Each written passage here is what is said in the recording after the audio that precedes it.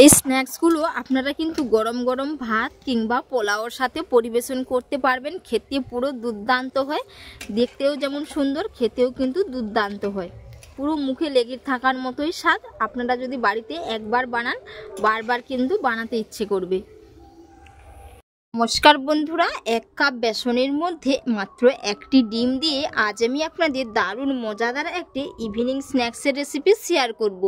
এর জন্য পুরো রেসিপি দেখতে থাকুন, আশা করি আপনাদের খুবই ভালো লাগবে। সাথে চ্যানেলে যদি নতুন বন্ধু হয়ে থাকেন অবশ্যই চ্যানেলটি সাবস্ক্রাইব করে নেওয়ার অনুরোধ থাকলো।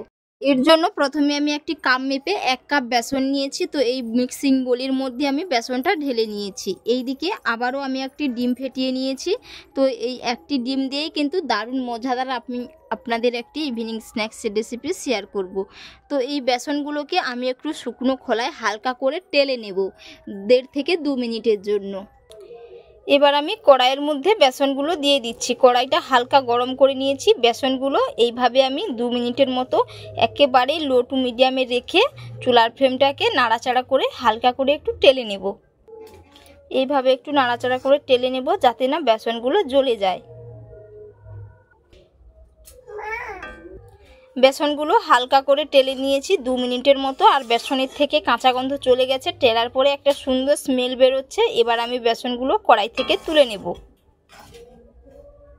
বেসনটা খুব সুন্দর করে টেলে নিয়েছি। এবার আমি এইদিকে একটি মিক্সিং বোলের মধ্যে 2টো সেদ্ধ আলু নিয়েছি, সাথে একটি ডিম নিয়েছি সেদ্ধ করা। আপনারা একটি ডিমের পরিবর্তে 2টি ডিমও দিতে পারেন।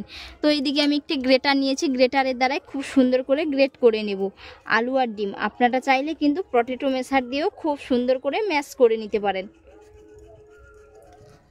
এই যে এইরকম সুন্দর করে গ্রেট করে নেব। আলুটা খুব সুন্দর করে গ্রেট করে নিয়েছি। এবার আমি ডিমটাও ঠিক একই রকমভাবে এই যে গ্রেট করে নিচ্ছি।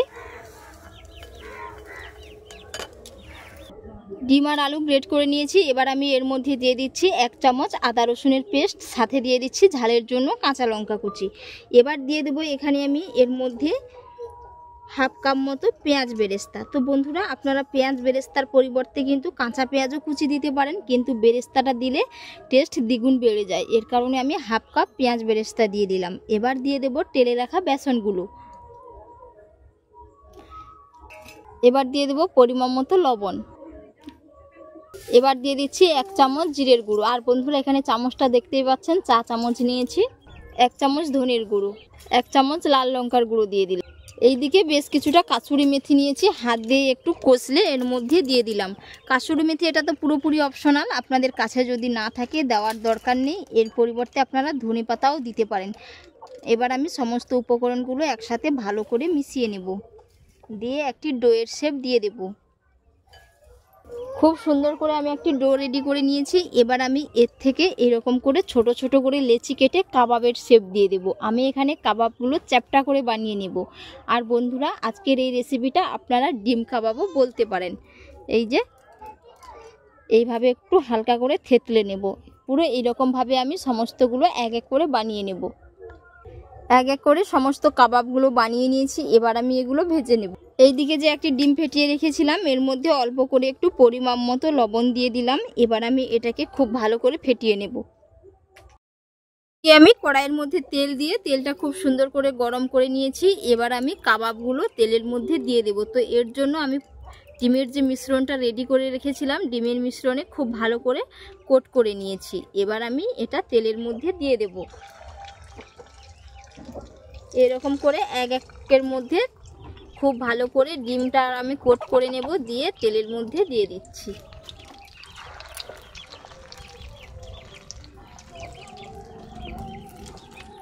তেলের মধ্যে দিয়ে দিয়েছি। এবার আমি এক পিঠ উল্টে নেব।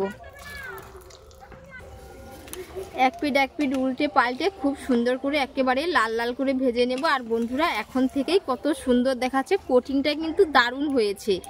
আর চুলার ফ্লেমটাকে কিন্তু লো টু মিডিয়ামে রেখে ভেজে নিতে হবে, যাতে ভেতর থেকে খুব সুন্দরভাবে ভাজা হয়।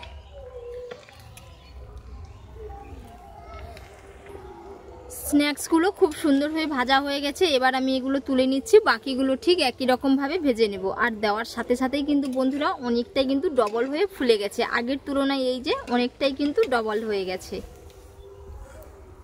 এক এক করে তুলে নিচ্ছি। বাকিগুলো ঠিক একই রকমভাবে ভেজে নেব।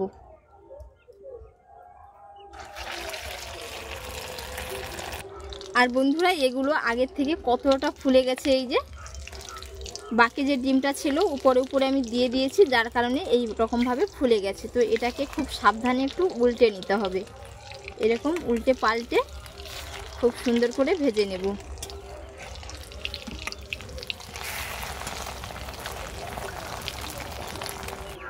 এগুলো খুব সুন্দর করে ভেজে নিয়েছি, এবার আমি এগুলো তুলে নেব।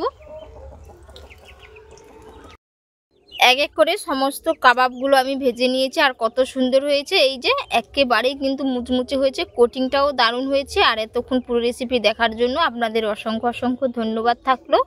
আপনাদের সাথে নেক্সট অন্য একটি রেসিপিতে দেখা হচ্ছে। আপনারা সকলেই ভালো থাকবেন, সুস্থ থাকবেন, ধন্যবাদ।